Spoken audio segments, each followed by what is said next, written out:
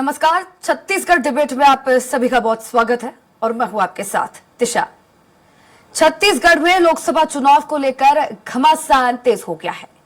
BJP ने जहां बस्तर के दंतेवाड़ा से कार्यकर्ता सम्मेलन के साथ चुनाव अभियान की शुरुआत कर दी है, तो वहीं कांग्रेस ने भी प्रदेश प्रभारी सचिन पायलट की अगुवाई में जांजगीर चांपा से लोकसभा चुनाव प्रचार का बिगुल फूंक दिया है।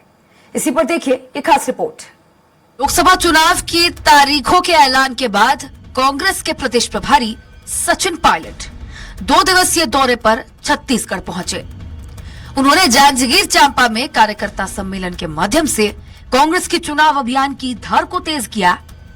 कांग्रेस के घोषणा पत्र को लेकर सचिन पायलट जनता के बीच पहुंचे और कांग्रेस प्रत्याशी डॉक्टर शिव कुमार डहरिया को जिताने की अपील भी की। अब इस दौरान सचिन पायलट ने कहा कि कांग्रेस कार्यकर्ता अपने अपने विधानसभा में एक एक मतदाताओं को कांग्रेस की गारंटी बताएं।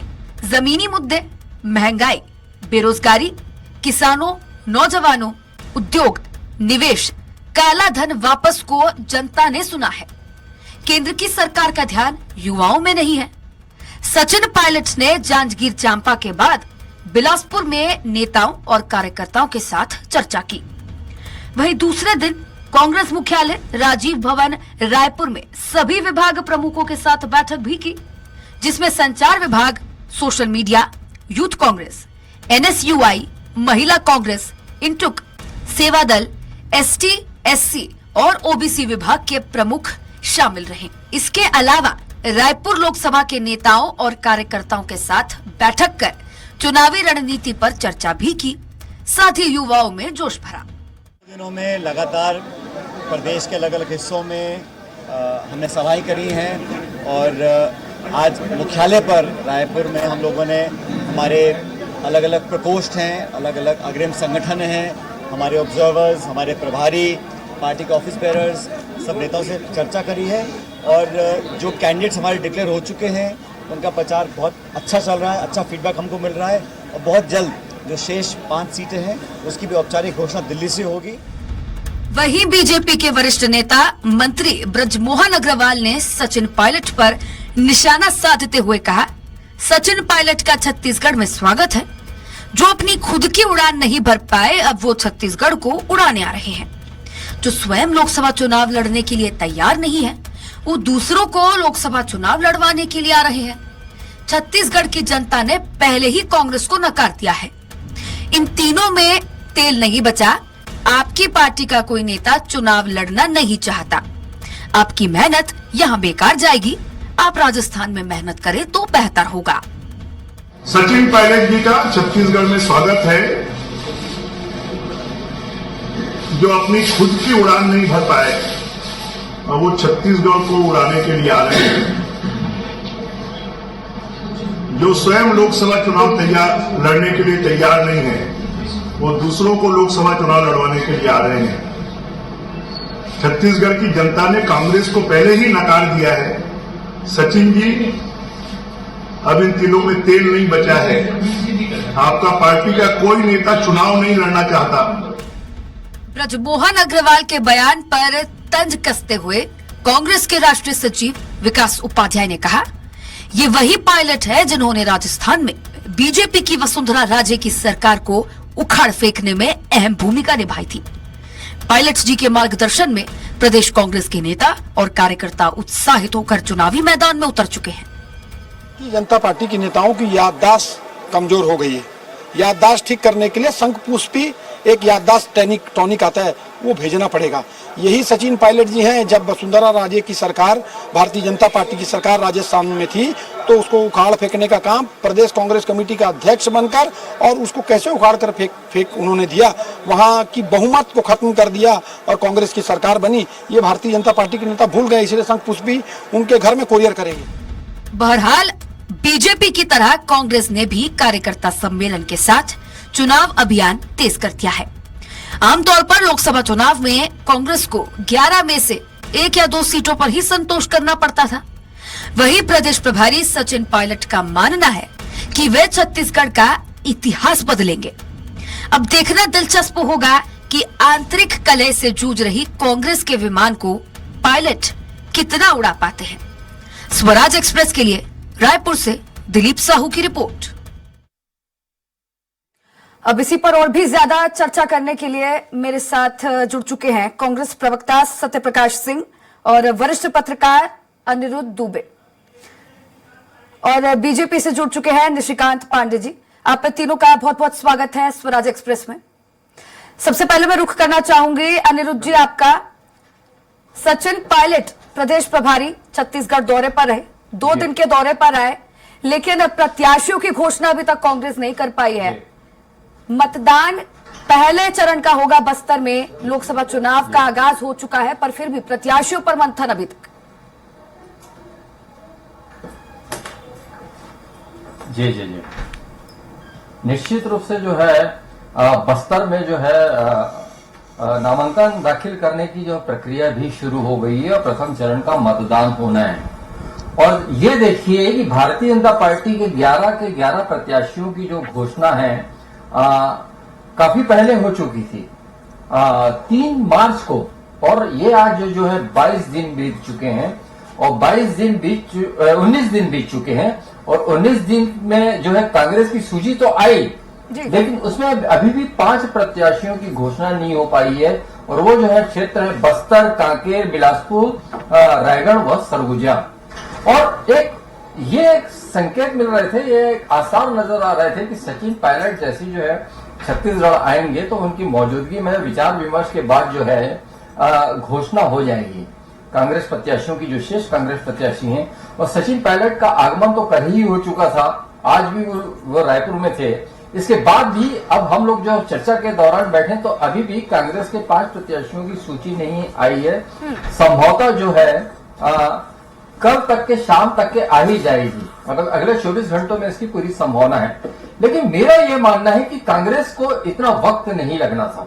जी बिल्कुल, क्योंकि यहाँ तक के बस्तर की बात है तो वहां पे 2 प्रबल दावेदार है, कोई बहुत ऐसे नहीं कि 4-5 है उसमें इतना कोई संघर्ष है। सीधे प्रदेश कांग्रेस अध्यक्ष जो है दीपक बैज जो चाह रहे हैं वहां से लड़ना, और फिर जो कवासी लखमा जो पूर्व मंत्री रहे उनके जो पुत्र हैं हरीश लखमा, 2 नाम है। पार्टी को 2 में से 1 नाम तय करना है, और फिर जहां तक के दीपक बैज है वर्तमान में वहां से बस्तर से सांसद भी हैं, तो क्यों इतना जो है फैसला लेने में इतना वक्त लगना, क्यों इतना सोच विचार करना। और रही बात कांकेर की, तो कांकेर में भी कोई ऐसा कोई मतलब है कि वहां पे कोई बहुत बड़ा उलझाव नहीं है। वहां पे बीरेश ठाकुर जैसे एक बहुत बड़े नाम है, उनके अलावा भी 1-2 नाम है, तो वहां पे भी कोई फैसला लेने में वक्त नहीं लगना चाहिए, वहां पे भी वक्त लग रहा है। हाँ, मैं बिलासपुर, रायगढ़ और सरगुजा की बात मैं जरूर मानूंगा कि वहां पर जो है बड़े सोच विचार की स्थिति है।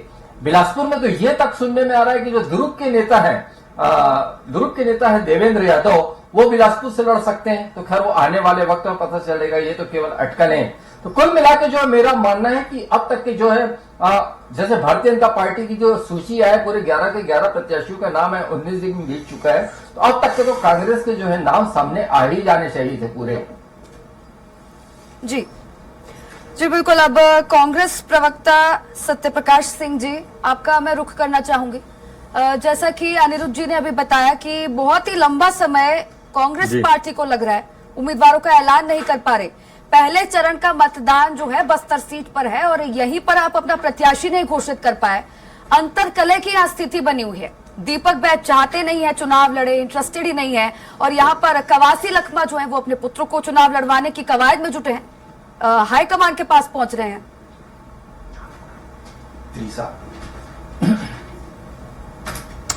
त्रिशा जी, देखिए, चुनाव ऐसा नहीं है कि तारीख हो गई, चुनाव हो गया और हमारे कोई प्रत्याशी में खड़ा नहीं हुआ है। चुनाव अभी होना बचा हुआ है, नामांकन की प्रक्रिया शुरू हुई है।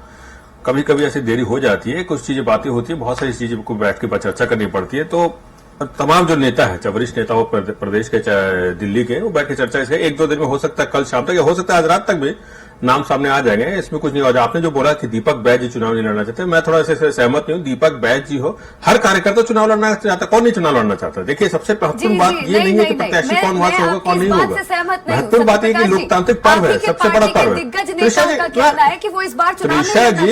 जी, स्वयं सचिन पायलट जो आपके प्रदेश प्रभारी हैं, वही नहीं चुनाव लड़ना चाहते। नहीं, कौन नहीं,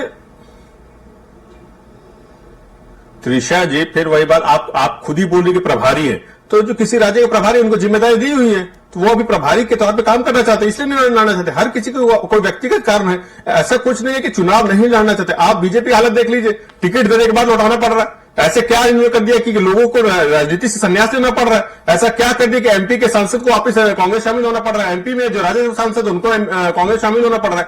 तो हालात क्या है उनके, यार माफ कीजिए, हालात क्या उनके वो मालूम है, क्योंकि देखिए वहां पे मालूम है उनको कि जनता जो है हमारे सामने खड़ी है बहुत सारे सवाल लेके, सवालों का जवाब नहीं देना पड़ रहा है इनको, इनके पास सवाल का जवाब है नहीं। दरअसल महंगाई की बात करें, बेरोजगारी की बात करें, और अभी तो नया नया आ गया है इलेक्ट्रोल बॉन्ड से खाऊंगा और खिलाऊंगा भी। तो ये तमाम चीजें हैं, प्रत्याशी मुद्दा नहीं है, प्रत्याशी जो वो सामने आ जाएगा, मगर जनता जो है, जनता सर्वोपरि, जनता सवाल के साथ खड़ी है, जनता बहुत मजबूती के साथ खड़ी है, और कांग्रेस पार्टी के साथ खड़ी, विपक्षी गठबंधन के साथ खड़ी है। आपको याद होगा असम में न्याय तरह घुसने नहीं दिया था, आपको याद होगा पार्लियामेंट से 150 सांसदों को निलंबित कर दिया गया था, सिर्फ और सिर्फ किस लिए कि जनता की आवाज उठाने की सजा दी गई थी, जनता के मुद्दे को उठाने की सजा दी गई थी। इसलिए महत्वपूर्ण बात यह है कि जनता क्या चाहती है, जनता की इच्छाएं क्या है, जनता की इच्छाएं पूरी हुई कि नहीं हुई 10 साल में, जो इन्होंने वादा किया था वो पूरे हुए कि नहीं हुए, सिर्फ वादा खिलाफी हुई, सिर्फ जुमलेबाजी हुई है। चुनाव खत्म हो जाते बोले थे वो तो जुमला था। तो मेन मुद्दा यह है, मुख्य मुद्दा यह है कि जनता के जो सवाल है उनके जवाब वो मांग रही है। और आपने जो बोला था खाऊंगा ना खाने दूंगा, उसका क्या हुआ? महंगाई का क्या हुआ? आप बोलते थे कि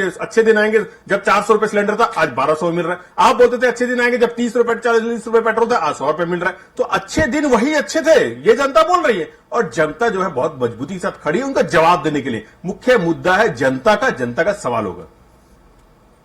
चलिए ठीक है सत्यप्रकाश जी। निशिकांत जी, आपने जरूर सुना होगा सत्यप्रकाश जी का क्या कहना है, और ये बात तो खैर सत्य ही है कि बीजेपी हर मुद्दे पर बात कर लेती है, लेकिन महंगाई और बेरोजगारी, भ्रष्टाचार, इन मुद्दों पर कभी बात नहीं करती।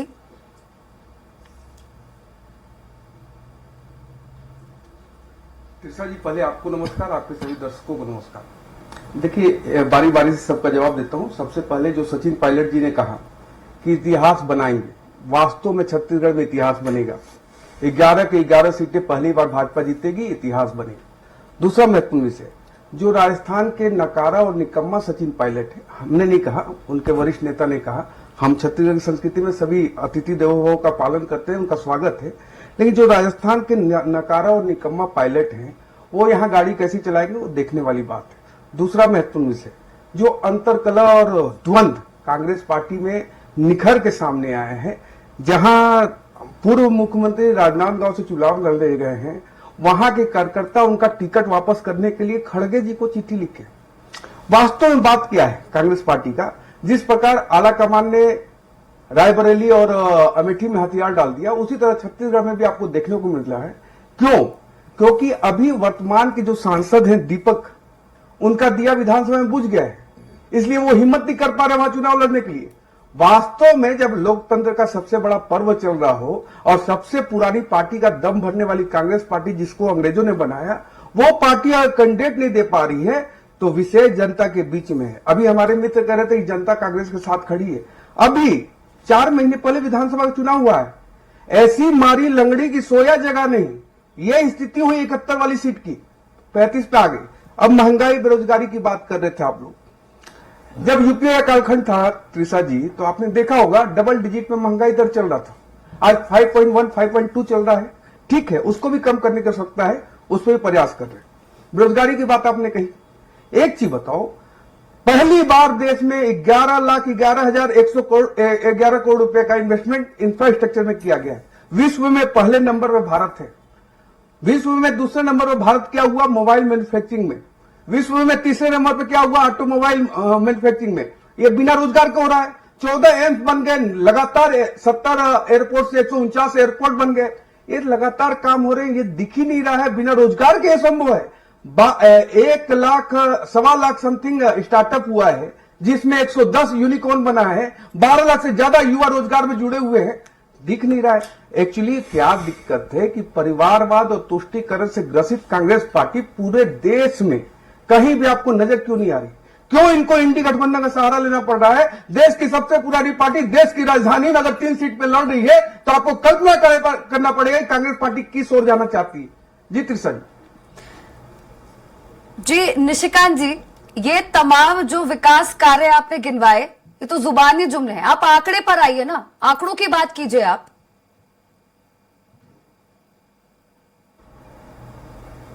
जुबानी जुमले कैसे हैं? क्या 148 एयरपोर्ट तैयार नहीं हो गए? क्या जो इंफ्रास्ट्रक्चर इन्वेस्टमेंट की बात मैंने कही वो गलत कर रहे हो? क्या जो मोबाइल मैन्युफैक्चरिंग की बात कर रहे हो वो गलत है? क्या ऑटोमोबाइल सेक्टर में जो मैन्युफैक्चरिंग की बात कर रहे हो वो गलत है? क्या देश की विश्व की सबसे बड़ी अर्थव्यवस्था, तेजी से बढ़ने वाली 5वीं अर्थव्यवस्था भारत बना है, ये गलत है? कोई भी आंकड़े गलत नहीं है तिरसा जी, नजरिया गलत है। क्योंकि नजरिया देखने का ऐसा हो गया कांग्रेस पार्टी का कि जो पार्टी 7 दशक तक सरकार में रही वो अगर किसानों की बात करती है, शोषित पीड़ित वंचित करती है, तो ये आईना किसको दिखा रही है? सोचना पड़ेगा कि अपने पूर्वजों का आईना दिखा रहे हैं क्या? क्योंकि जय जवान जय किसान आखिरी बार लाल बहादुर शास्त्री ने कहा था, इंदिरा जी ने कहा था गरीबी हटाएंगे, नेहरू जी ने कहा गरीबी हटाएंगे, राजीव जी ने कहा गरीबी हटाएंगे। लेकिन राजीव जी ने एक बात और महत्वपूर्ण कही कि 1 रुपया भेजते हैं तो 85 पैसा गायब हो जाता है। तो यही भ्रष्टाचार की बात तो राजीव गांधी भी करते थे। ये हम नया बात नहीं कर रहे, कांग्रेसी को भ्रष्टाचारी खुद उनके प्रधानमंत्री ने कहा था, इसकी स्वीकृति इनको देनी पड़ेगी। जी तिरसा जी। चलिए ठीक है, अब इसी पर आपकी प्रतिक्रिया चाहूंगी मैं। सत्य प्रकाश जी, क्या कहना चाहेंगे आप? त्रिशा जी देखिए आपने सही बात की आंकड़े की। देखिए मैं एक चीज बोलूं, ये बोल रहे इंडिया गठबंधन, अरे निशिकांत भैया हम तो 27 पार्टियों का गठबंधन है। आप जो 400 का ढिंडोरा पीट रहे, 38 पार्टी है आपके पास, आपको मालूम है कि नहीं मालूम है? उसमें भी कई तो पार्टी को तोड़ तोड़ के आप ले आए। अरे भाई साहब ने काम किया है, अगर 400 सीट आ ही जाएगी तो गठबंधन करने की जरूरत क्या है? आप अकेले लड़िए ना। आप तो छोटे छोटे दलों के साथ भी गठबंधन कर रहा है। आपने यूपी में अपना दल कितनी सीटें लेके आएगी वो आप बता दीजिए। तो ये दिखता है कि इनको मालूम है कि हमने काम नहीं किया। ये बात की इकोनॉमी की, मैं उस पर ही बात कर लेता हूं। भाई निशिकांत पांडे जी, आप जो आंकड़े रखते हैं एकदम जो फर्जी आंकड़े बोलते हैं उसको रखा जाता है। जनता देख रही है, जनता को मुख्य मुद्दों से मतलब है। आप आंकड़े में मत फंसाइए। फिर 100 रुपए पेट्रोल में आप बोल रहे महंगाई कम होगी, आप 30 पेट्रोल की बात 100 पे चले जाते महंगाई कम होगी। आप सिलेंडर 400 था 1200 का महंगाई कम होगी। जो इकोनॉमिक ग्रोथ मनमोहन सिंह सरकार में 8.39 था वो 5.32 आ गया। अब और इनके ऑटोमोबाइल की बात कर रहे हो, देखिए फर्जी आंकड़े कैसे दे रहे। 7 से ज्यादा ऑटोमोबाइल कंपनियां बोरिया बिस्तर बांध के भारत से जा चुकी है, जिसमें रॉयल एनफील्ड जैसी भी और फिएट जैसी भी कंपनियां हैं। मोबाइल की बात कर रहे हैं, मोबाइल जो मैन्युफैक्चरिंग की बात है भाई साहब, सब विदेशों से, चाइना से खासतौर से। त्रिशा जी आपको ही मालूम है सबसे ज्यादा कहीं से असेंबल्ड होकर आ रहा है, तो चाइना से जो पार्ट्स आते हैं वो यहां आते हैं और असेंबल्ड होते हैं। यहां कोई मैन्युफैक्चरिंग नहीं हो रही है। ये ड्रामेबाजी मत कीजिए। भूखमरी में देश 111वें नंबर पर खड़ा है। आप बात क्या कर, आप तो खुद सीधा चौड़ा करके बोलते कि 85 करोड़ लोगों को अनाज मुफ्त में दे रहे, मतलब गरीबी बढ़ रही है तो आप खुद मान रहे। तो कहां से महंगाई कम हो जाती है? कहां से आपकी जो इंफ्रास्ट्रक्चर की बात करें, कहां से इंफ्रास्ट्रक्चर हो रहा है? सिर्फ और सिर्फ जुमलेबाजी चल रही। पिछले 10 साल की अगर बात की जाए, भारत के जीडीपी है वो गर्त में चला गया। और जो 5 ट्रिलियन की बात करते हैं उसमें भी त्रिशा जी मैं इनसे सीधा तौर पर एक सवाल करता हूं, जीडीपी का फॉर्मूला 2014 से पहले क्या था और 2014 के बाद क्या है, ये बता दे। इनको मालूम ही नहीं होगा। सिर्फ और सिर्फ जो पेपर में लिख के मिल जाता है इनके प्रवक्ताओं को, वो आके पढ़ देते हैं। जीडीपी का फॉर्मूला जो है वो 2014 में मैं बता रहा हूं ना, जीडीपी का फॉर्मूला बता दें जो 2014 से पहले क्या था और 2014 के बाद क्या है। आपको समझ में आ गया कि ट्रिलियन का जो खेल खेला जा रहा है ना, वो जनता समझती है कि ट्रिलियन करके जो खेल खेला जाता है। आप बता दीजिए, कभी भी मोदी जी का आप भाषण उठा के देख लीजिए, विकास के नाम पे अगर वोट मांगा हो, रोजगार के नाम पे अगर वोट मांगा, उन्होंने बोला होगा पेट्रोल कम कर दिया, उन्होंने बोला होगा कि सिलेंडर कम कर दिया। नहीं, सिर्फ और जाति धर्म के नाम पे वोट मांगेंगे। पुलवामा में हमले कराने के बाद वोट मांगेंगे, उन शहीदों के नाम पे वोट मांगेंगे, मगर विकास और रोजगार पे वोट नहीं मांगे। ये दिखता है कि मोदी जी या तमाम बीजेपी लोगों को मालूम है कि 400 सिर्फ जुमला है, 400 आने वाले नहीं है, सिर्फ जुमलेबाजी चल रही है, हवाबाजी चल रही है। जो जनता के मुख्य मुद्दे हैं उनसे ध्यान भटकाने की कोशिश की जा रही है। इलेक्ट्रल बॉन्ड पे जवाब क्यों नहीं दिया इन्होंने, ये बता दें इलेक्ट्रल बॉन्ड की क्या हुआ। सिर्फ और सिर्फ जुमलेबाजी के सहारे पे चुनाव लड़ना चाहते हैं, जाति धर्म के नाम पे चुनाव लड़ना चाहते हैं। और एक और बात बोलूंगा, भागने की बात कर रहे हैं, जेपी नड्डा जी हिमाचल छोड़ के क्यों भाग गए आप गुजरात में? राज्यसभा चुनाव में आपको हिमाचल छोड़ के क्यों आपके राष्ट्रीय अध्यक्ष को गुजरात जाना पड़ गया?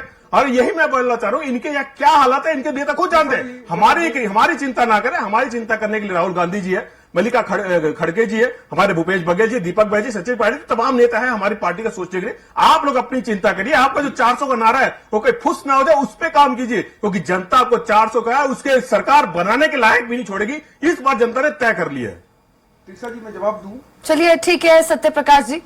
अनिरुद्ध जी आपका रुख करना चाहूंगी मैं, अब आपसे पूछना चाहूंगी, अब आरोप प्रत्यारोप का दौर तो जारी रहता है, बीजेपी कांग्रेस दोनों ही पार्टी एक दूसरे पर आरोप लगाती रहती हैं, लेकिन अब हाल ही की घटना की अगर बात कर ले तो अरविंद केजरीवाल दिल्ली के मुख्यमंत्री, उनकी गिरफ्तारी, फिर उसके बाद जो इलेक्शन कमिश्नर है वो लगातार इस्तीफे दे रहे हैं। इलेक्टोरल बॉन्ड की बात जो सत्य प्रकाश जी ने की, इलेक्टोरल बॉन्ड में कोई जांच आगे नहीं हो रही है, कोई कार्रवाई नहीं हो रही है। अब ऐसे में चुनाव आने वाले हैं, निष्पक्ष चुनाव कैसे हो सकते हैं?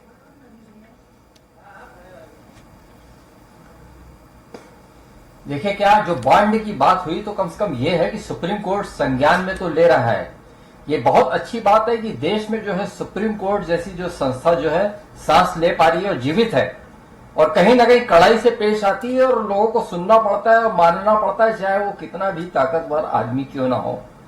बात रही अरविंद केजरीवाल जी की, तो कल कितने ही लोगों की जो रातें, न सिर्फ राजनीति से जुड़े हुए लोग बल्कि प्रशासनिक क्षेत्र से जुड़े हुए लोग, समाज से जुड़े हुए लोग और विभिन्न क्षेत्रों से जुड़े हुए लोग, कल उनका रात का मैक्सिमम समय जो चिंतन और मनन में गया होगा कि ये देश में पहली बार हुआ है कि किसी प्रदेश के मुख्यमंत्री की जो गिरफ्तारी हुई, गिरफ्तारी की जो भी हो, आबकारी नीति जो रही वहां की, उसकी जो भी कारण रहा हो, सही या गलत, इसका फैसला तो न्यायालय करेगा। इसका फैसला करने वाले हम होते भी नहीं है अरविंद केजरीवाल जी के बारे में। और जहां तक कि जो भ्रष्टाचार पे दोनों भाइयों के बीच जो है बहस चल रही है, बातचीत चल रही है, निशिकांत भाई ने एक बात कही कि राजीव गांधी जी ने स्वीकारा था प्रधानमंत्री रहते हुए कि दिल्ली से जो पैसा जो है बस्तर के लिए भेजा जाता है 1 रुपये, तो 85 पैसे रास्ते में साफ हो जाता है और 15 पैसा जो है वो पहुंच पाता है। राजीव गांधी जी की मैं दाद दूंगा और राजीव गांधी जी की मैं तारीफ करूंगा। उदाहरण सही है, उदाहरण उन्होंने सही दिया, लेकिन मैं राजीव गांधी जी की इसलिए दाद दूंगा, मतलब ये कि निराशा व्यक्त करते हुए उन्होंने नहीं कहा था। राजीव गांधी जी ने जब ये वाक्य कहा था कि 1 रुपये जो दिल्ली से जाता है और वहां पे पहुंचते पहुंचते बस्तर तक के 15 पैसे हो जाता है, तो इसका मतलब है कि होशियार, सचेत हो जाओ, वरना इसका जो है खामियाजा भुगतना पड़ेगा, परिणाम भुगतने पड़ेंगे जी। एक तरीके से वो एक चेतावनी थी। और अच्छी बात है कि ये उस वाक्य को आज भी याद किया जाता है। ये बहुत अच्छी बात है और आगे भी याद किया जाता रहना चाहिए, क्योंकि वास्तव में मनमोहन सिंह जी की सरकार का भी दौर रहा और मोदी जी की भी सरकार का दौर रहा। दोनों सरकारों की अपनी अपनी उपलब्धियां हैं। वो बहुत बड़े अर्थशास्त्री थे डॉक्टर मनमोहन सिंह जी, उन्होंने भी कई मिसालें पेश की और दृढ़ इच्छा शक्ति के नेता मोदी जी भी कई मिसालें पेश कर रहे हैं। लेकिन इस देश का दुर्भाग्य है कि भ्रष्टाचार की जो है भ्रष्टाचार के उसमें गर्त में डूबा हुआ देश है। दिल्ली से लेकर आज जिस रायपुर में हम बैठे हुए, वहां से लेकर आज जो आदिवासी क्षेत्र बस्तर तक, जिसकी चर्चा सर्वत्र होती है, ऐसा कोई देश का हिस्सा बचा नहीं है कि जहां भ्रष्टाचार की बू नहीं आती हो। जब तक किसी राष्ट्र में भ्रष्टाचार जो है किनारे नहीं लगेगा, उसमें वो गिरेगा नहीं, वो खत्म नहीं होगा, तो उस देश के कल्याण की जो है कल्याण की बात तो की ही नहीं जा सकती। चाहे किसी की भी सरकार केंद्र में आए, चाहे मोदी जी की आए या राहुल जी की आए, देखिए बहुत बड़ा जो है चिंता और चिंतन का विषय होना चाहिए कि भ्रष्टाचार कैसे रुके। जी बिल्कुल अनिरुद्ध जी। निशिकांत जी, अनिरुद्ध जी का रुख करने से पहले कई तमाम आरोप सत्यप्रकाश जी ने आपकी पार्टी पर लगाए थे और इसमें सबसे बड़ा आरोप यह था कि आप लोग ये तक नहीं जानते हैं कि जीडीपी का आखिर फॉर्मूला क्या है। 2014 से पहले क्या था जीडीपी का फॉर्मूला, 2014 के बाद क्या था, और इसके बाद ये भी आरोप लगाया था कि आप जाति के आधार पर वोट मांगते हैं। इस पर प्रतिक्रिया देना चाह रहे थे आप, अब दे।